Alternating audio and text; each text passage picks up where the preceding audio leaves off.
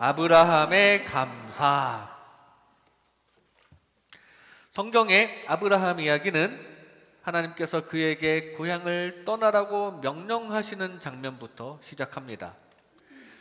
물론 아브라함은 그 전에도 하나님께 기도하는 사람, 신앙생활하는 사람이었을 것이고요.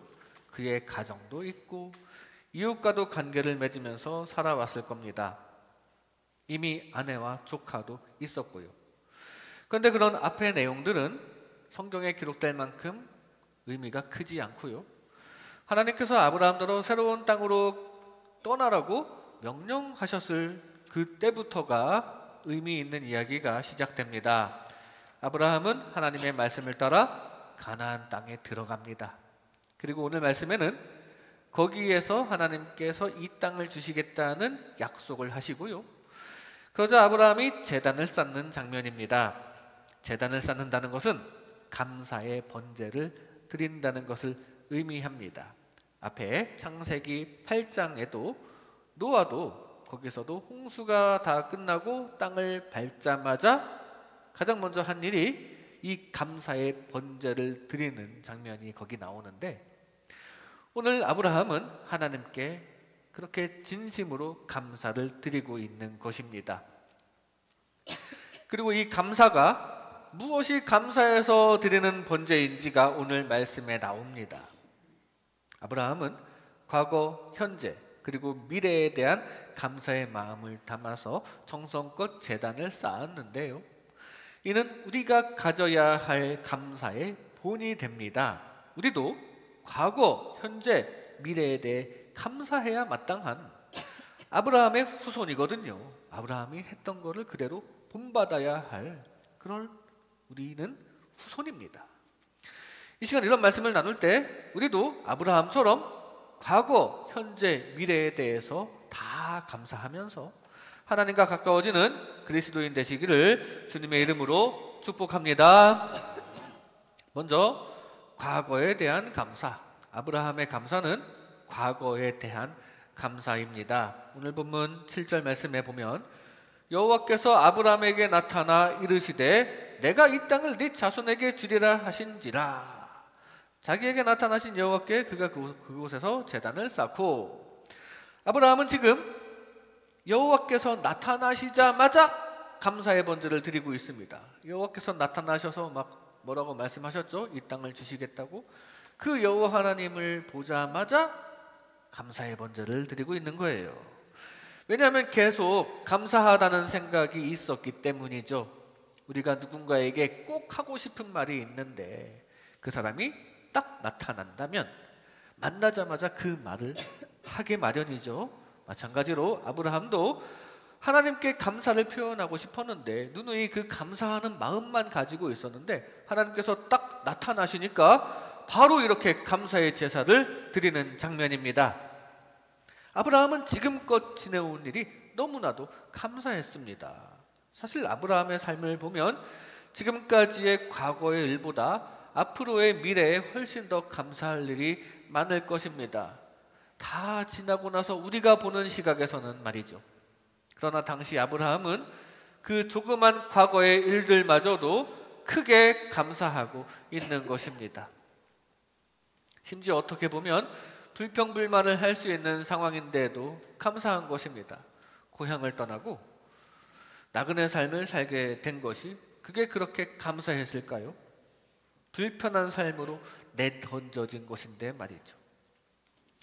그래도 아브라함은 그 불편함 안에서 감사할 것을 찾았나 봅니다. 아마도 아버지 데라가 우상을 팔면서 신앙생활에 악영향을 끼치고 있었는데 떠나고 보니까 하나님을 더 잘 섬길 수 있어서 감사했다든가, 고향을 떠나라고 하신 후에 어느 정도의 여정을 그래도 잘 인도해 주셨다든가, 감사할 일은 찾으라면 찾을 수 있거든요. 아브라함은 그걸 찾아서 감사를 한 것입니다. 그리고 무엇보다 하나님을 믿는 신실한 믿음이 있으면 그 믿음을 주신 것도 감사했을 것입니다. 그리고 그 하나님을 믿는다면 항상 나와 함께 하시면서 지켜주신다는 것을 믿는다면 그것도 감사할 일인데, 아브라함에게는 이 믿음이 굳건해 서서 그런지 이렇게 하나님께 무조건 감사하는 바람직한 신앙을 보이고 있습니다. 이렇게 감사는 과거는 무조건 감사할 일입니다. 과거는 무조건 감사할 일이에요. 왜냐하면 우리가 믿는 하나님께서 늘 함께 해주셨던 것이니까요. 그래서 이렇게 살아있으니까요. 이 험한 세상에서 예수님을 만나게 해주셨으니까요. 감사할 일이죠. 항상 주님께서 우리를 지켜주셨음을 기억하며 감사하시기 바랍니다. 바울과 실라가 빌립보에서 전도하다가 억울한 일에 연루되어서 감옥에 갇혔습니다. 사도행전 16장에 있는 내용인데요. 그들은 감옥에 갇힌 상황에서도 찬양을 드렸습니다. 왜 그랬을까요? 그 상황에서 하나님께 찬양을 드릴 좋은 일이 어디 있을까요? 과거에 있습니다. 찬양을 드릴 만한 일은 과거에 있었던 거예요. 현재 감옥에 갇히고 손발이 묶인 절망적인 상황에 처했지만 그래도 그들은 지난 과거를 생각하며 감사했습니다.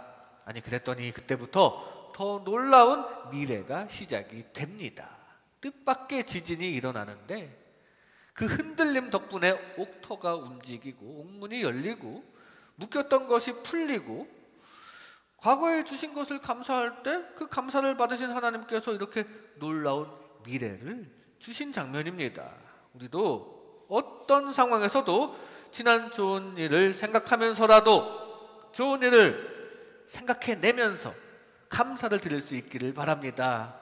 그러면 하나님께서 감사 받으시고 그냥 가만히 계시는 게 아니라 앞길을 더 잘 지켜주실 줄로 믿습니다. 오병이어의 기적이 일어나기 직전에 한 어린아이의 헌신의 마음이 예수님께 전달이 되었어요. 사실 그 음식은 양적으로 보면 5,000명이 나누어 먹을 수 없는 아주 미약한 양으로서 현실적으로 보면 아주 많이 모자라는 양입니다. 그러나 예수님께서는 그 모자람, 그 부정적인 현상을 보신 게 아니라 예수님께서는 그래도 그 헌신을 보셨고 그 좋은 마음, 긍정적인 것, 하나님께서 주신 것, 그 좋은 것들을 보시고 감사하셨습니다. 아버지, 이 상황에서 저 아이의 아름다운 마음을 보십시오. 이런 마음을 주셔서 감사합니다. 하늘을 우러러보시며 그렇게 감사하는 마음으로 축사하시고 나누시니까 현실을 부정적으로 보시는 게 아닌 아름다운 마음을 보시고 감사하는 그 예수님의 마음이 하늘에 전달되고 나니까 바로 기적이 흘러나오게 되었습니다. 우리도 어떤 상황에서도 좋은 일을 바라보며 감사를 드릴 수 있기를 바랍니다. 미국의 초대 대통령 워싱턴은 1789년에 추수감사절을 국경일로 정했습니다. 전능하신 하나님의 섭리를 인정하고 그분의 은총에 감사하는 것은 모든 국가의 의무라고 하면서 국가적인 감사를 선포했습니다. 미국은 현재도 국경일이 11번 있는데 한국보다 적어요. 그 적은 국경일 속에 추수감사절이 있을 정도로 적어도 겉으로는 우리보다 하나님께 더 감사하는 모습을 보이고 있는 나라인 셈이죠. 근데 그 추수감사절을 선포한 시점이 어떤 시점이냐면 독립전쟁 직후에 나라가 혼란스러울 때 추수감사절을 선포했습니다. 앞으로도 해결해야 할 문제가 산적한 상태에서 이 부정적으로 세상을 바라볼 수 있는 이 상태에서 워싱턴은 그래도 지금까지 지켜주신 은혜에 감사하자고 했습니다. 지금까지 신대륙을 개척할 수 있게 해주시고 또 독립을 할 수 있게 해주시고 그러는 와중에 신앙을 지킬 수 있게 해주신 것에 감사했습니다. 그래서 그런지는 모르지만 아마도 그 감사를 받으신 하나님께서 함께 하셨을 테고 그래서 그 이후 정치적인 통합과 경제적 회복의 길을 걸으며 강한 나라로 변모하였습니다. 우리도 지난 일에 감사한 일을 발견하면서 감사하면서 그 하나님께서 늘 지켜주시는 일이 앞으로도 가득하시기 바랍니다. 여러분 지금 살아계시죠? 살아계신다면 그렇다면 우리는 무조건 감사할 것을 얻어왔던 것입니다. 지금 살아있는 것만으로도 감사할 수 있기를 바랍니다. 보너스로 하나님을 알게 된 것도 감사할 수 있기를 바랍니다. 그리고 그 감사를 좋아하시는 하나님과 늘 동행하면서 앞으로도 감사할 일을 차곡차곡 쌓아가시는 그리스도인 되시기를 주님의 이름으로 축복합니다. 과거에 대한 감사입니다. 아브라함의 감사는 다음으로 현재에 대한 감사입니다. 오늘 본문 6절 말씀에 보면 아브라함이 그 땅을 지나 세겜상 모래 상수리 나무에 이르니 그때 가나안 사람이 그 땅에 거주하였더라. 지금 간략하게 배경 설명이 들어 있습니다. 가나안 사람이 그 땅에 거주하고 있다고 하죠. 아브라함 입장에서 이 가나안 사람은 무서운 존재입니다. 무서운 존재예요. 아브라함은 지금 나약한 이방인이잖아요.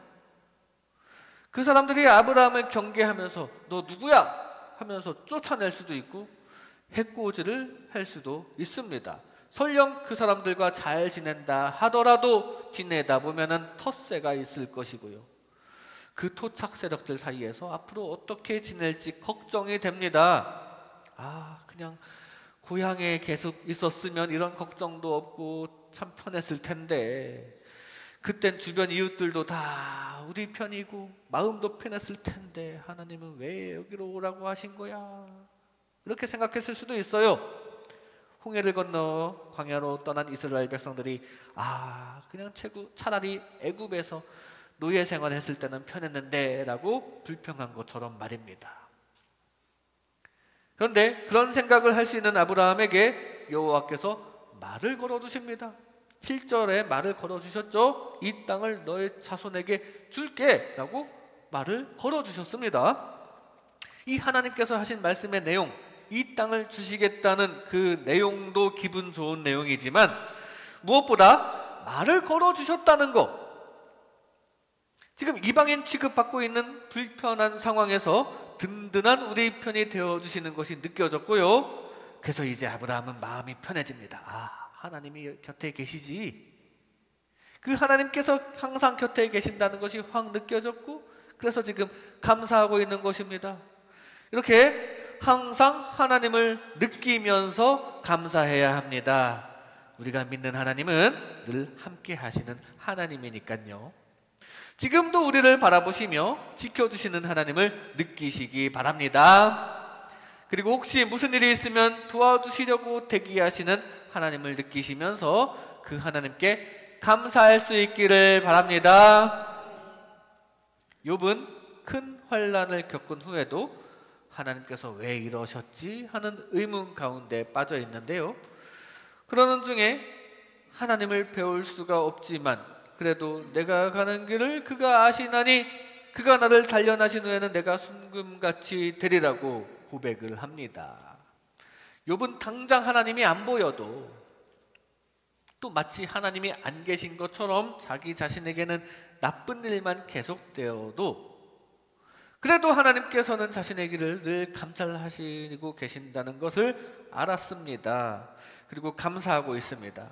항상 우리 곁에 계시는 하나님을 우리도 느낄 수 있기를 바랍니다.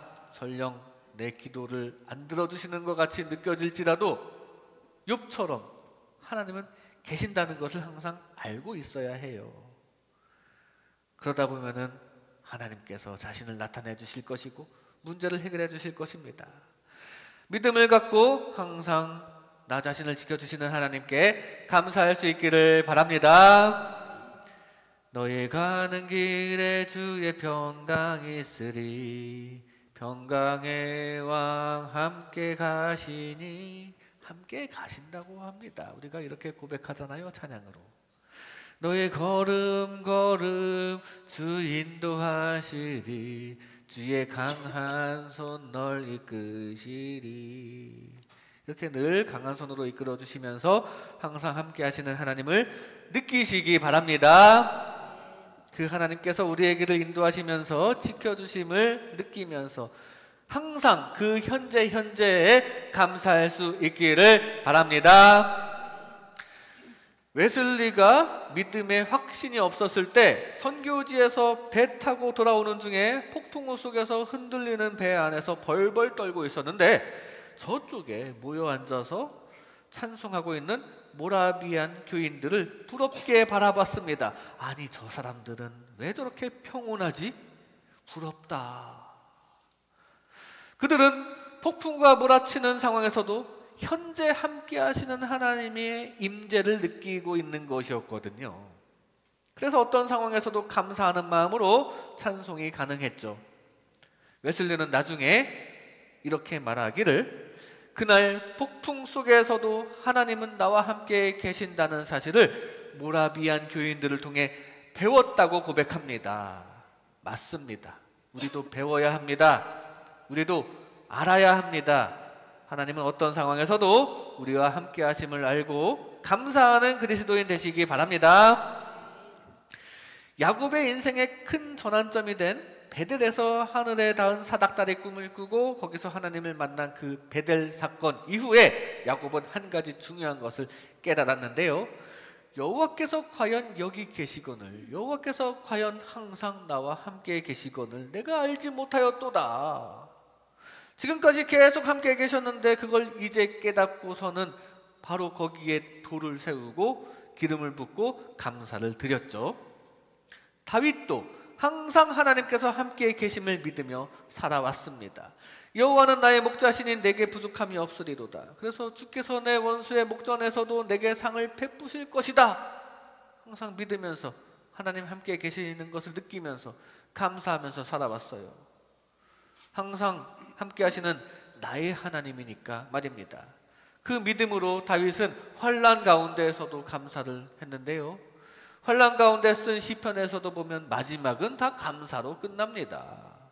그렇게 감사한 대로, 항상 곁에 계시는 하나님을 느끼고 감사한 대로 다윗의 인생도 마지막에는 모든 문제가 다 해결되고 형통하게 되었습니다.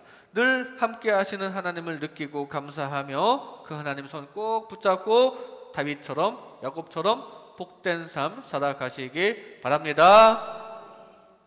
하나님께서 함께 계시는 것이 느껴지십니까? 그렇다면 우리는 안전합니다. 그걸 깨닫고 믿어야 합니다. 전능하신 하나님께서 늘 함께 하심을 느끼며 감사하는 그리스도인 되시기를 주님의 이름으로 축복합니다. 현재에 대한 감사입니다. 마지막으로 아브라함의 감사는 마지막으로 미래에 대한 감사, 미래에 대한 감사입니다. 오늘 본문 창세기 12장 7절의 중간 부분에 하나님께서 이렇게 말씀하셨습니다. 내가 이 땅을 네 자손에게 주리라. 이 약속이 성취되려면 아직 한참 멀었습니다. 이 땅을 당장 주리라도 아니고 너에게 주리라도 아니고 네 자손에게 주겠다는 말은, 지금 아브라함에게는 지금 당장 자식 하나도 없는데 이 약속은 아주 먼 미래의 일이죠. 먼 미래의 약속을 하신 겁니다.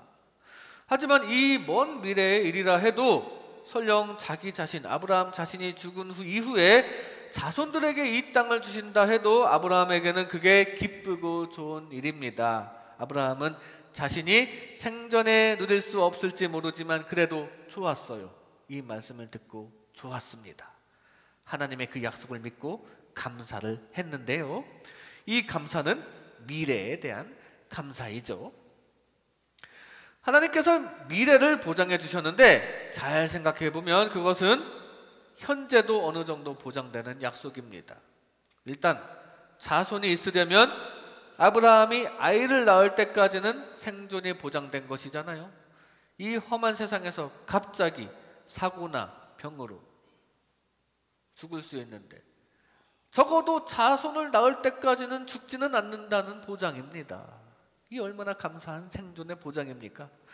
게다가 그 자손이 번성하려면 언제일지는 모르지만 이 땅을 차지하게 되려면 지금 버젓이 가나안 토착민들이 살고 있는 이 땅을 차지할 정도로 힘이 있으려면 지금 아브라함의 소유한 가족과 종들과 재산들이 점점 늘어나는 방향이 되어야 하는데, 그래야 나중에라도 이 땅을 차지하죠. 힘이 생기죠. 이것 또한 아브라함이 생전에 누릴 수 있는 긍정적인 방향성이 되는 것입니다. 살아있는 동안 점점 부유해진다는 것이 되는 거예요. 아브라함에게 좋은 것이죠, 그것도. 그리고 미래를 꿈꾸면서 긍정적인 생각을 하게 될 것이고, 엔돌핀이 생기고, 그 약속의 말씀을 생각하면 몸과 마음이 더 건강해지는 효과도 있을 텐데, 이 미래에 대한 약속을 믿고 희망을 갖는 데에서 현재의 아브라함의 삶도 점점 좋아지는 것입니다. 생전의 아브라함의 삶도 밝아지는 거예요. 이거 감사할 일이죠. 아브라함은 하나님께서 미래에 대해 하신 약속을 믿고 감사함으로써 생존의 보장과 재산의 긍정적인 방향성, 그리고 희망에 가득한 밝은 마음을 얻었습니다. 이렇게 약속을 믿으며, 미래에 대한 약속을 믿으며 감사해야 합니다. 그래야 현재에도 좋아져요. 왜냐하면 하나님께서는 약속을 지키시는 분이시고요, 또 우리를 위하시는 분이시기 때문에 약속 믿고 하나님 안에서 소망을 가지면서 몸과 마음의 긍정적인 효과까지 얻으시기 바랍니다. 다윗이 하나님의 마음에 합한 사람이었죠. 그의 거의 모든 일거수일투족은 하나님이 마음에 드는 모습이었는데요, 사실 다윗의 그 성품은 하나님에 대한 믿음, 구원에 대한 믿음에 기반하였습니다. 미래에 대한 믿음과 감사에 기반한 것이었어요. 다윗이 사울에게 쫓겨서 이리저리 방황할 때 쓴 시 중에 내가 여호와께 간구하매 내게 응답하시고 내 모든 두려움에서 나를 건지셨도다 라고 고백을 했는데요, 다윗은 여호와 하나님께서 자신을 건지셨음을, 구원을 이미 약속하셨음을 믿었습니다. 즉 미래의 문제 해결을 다 믿고 있었죠. 그 믿음이 있으니까 다윗은 사울을 자기 손으로 처단할 수 있었음에도 손대지 않고 하나님께 맡겼고, 그게 하나님을 더 기쁘시게 했습니다. 그 믿음이 있으니까 다윗은 하나님을 모욕하는 골리앗을 가만히 놔둘 수 없어서 나아갔고, 그게 하나님을 더 기쁘시게 했으며, 그래서 하나님께서 승리를 주셨습니다. 구원의 약속에 대한 믿음이 있으니까 다윗은 하나님께서 가라고 하시면 가고 멈추라고 하시면 멈추고, 그게 하나님을 더 기쁘시게 했으며, 그래서 하는 전쟁마다 승리를 얻게 된 줄로 믿습니다. 우리도 하나님의 구원의 약속에 대한 믿음을 가지고 나아가 하나님 기쁘시게 하시기 바랍니다. 제가 어렸을 때 어머니에게 뭔가를 사달라고 조르면서 쓴 방법 중에 하나가 미리 감사합니다 외쳐버리는 겁니다. 줄까 말까를 고민하고 있을 때 미리 감사를 해버리면 그래도 아무래도 효과가 있거든요. 미리 감사했는데 어떡합니까? 줘야지. 하나님께도 효과가 있습니다. 미리 감사하세요. 안 그래도 주시고 싶어 하실 텐데 미리 감사하면 더 확실하게 주실 것입니다. 특히 하나님께서 약속하신 것들, 구원, 축복, 믿음, 성령 충만, 부흥, 사랑 등등 좋은 것들은 하나님께서도 더 주시고 싶으시거든요. 감사함으로 하나님께서 주시는 좋은 것들 받으면서 살아가는 저와 여러분 되시기 바랍니다. 하나님을 믿으십니까? 그렇다면 우리의 미래는 결정되었습니다. 믿는 자에게 능치 못할 일이 없도록 하시는 분이 계시니까요. 여러분을 사랑하사 합력하여 선을 이루게 하시는 하나님께 늘 감사하시기 바랍니다. 그리고 최후에는 승리를 약속하신 하나님께 늘 감사할 수 있는, 그래서 감사받으신 하나님의 인도하심 받아 더 큰 승리를 얻는 그리스도인 되시기를 주님의 이름으로 축복합니다.